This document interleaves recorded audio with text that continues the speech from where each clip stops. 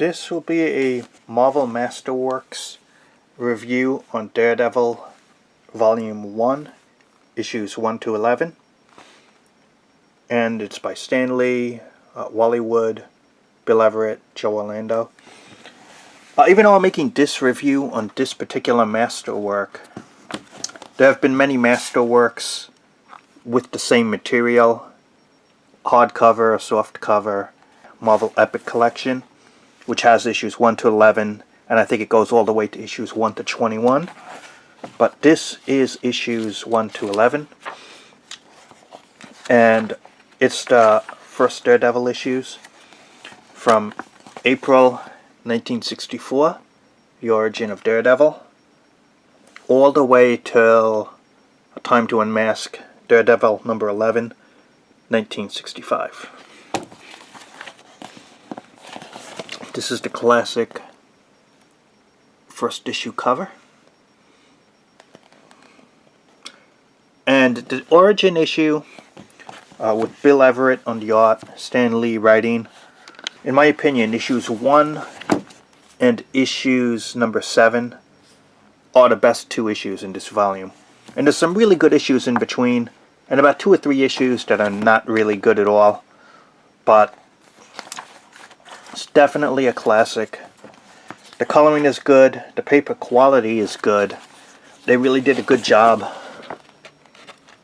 And it's kind of a shame that Bill Everett, the creator of the Submariner, he was busy with other work outside the comics field, that he really couldn't commit to drawing this book, or much Marvel Comics in the 1960s overall.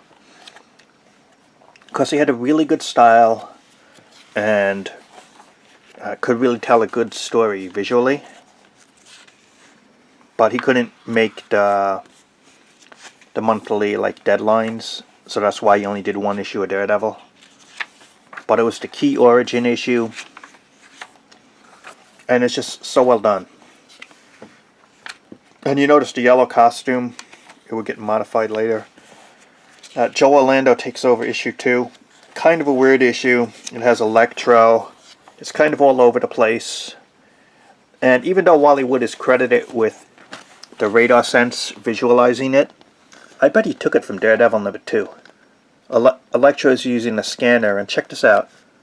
That awfully looks like Daredevil's powers to me.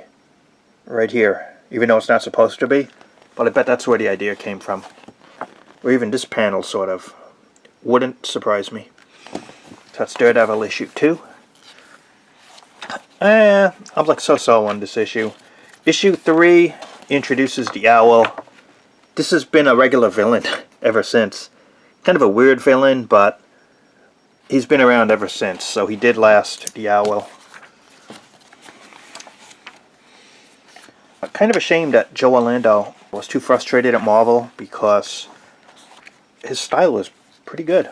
But I mean, I definitely would have bought more of his work. I'll tell you one thing. Issue number 4. Classic cover right here. And the Purple Man. A very C- villain, but he lasted. I mean, he stayed around as well. Even with his weird, even foolish type power.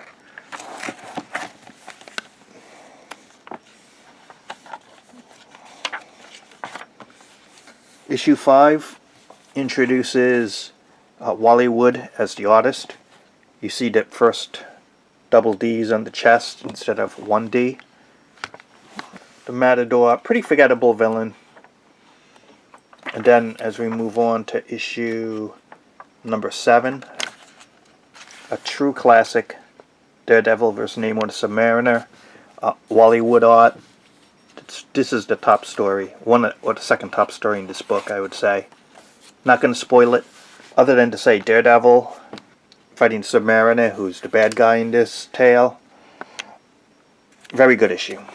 Solid stuff. But I really think the later issues aren't really too great. But it ends in issue 11 because that's when Wally Wood left. And so you get his complete run in this 1 volume of the Masterworks. And so that kind of makes it worthwhile as well. The Daredevil Masterworks Volume 1. If you could get it for a good price, I would recommend it. It's only 11 issues.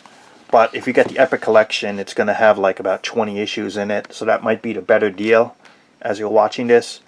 And they're making an omnibus in the future whenever you see this video. And that omnibus is going to have like probably the first 25 or so issues or more.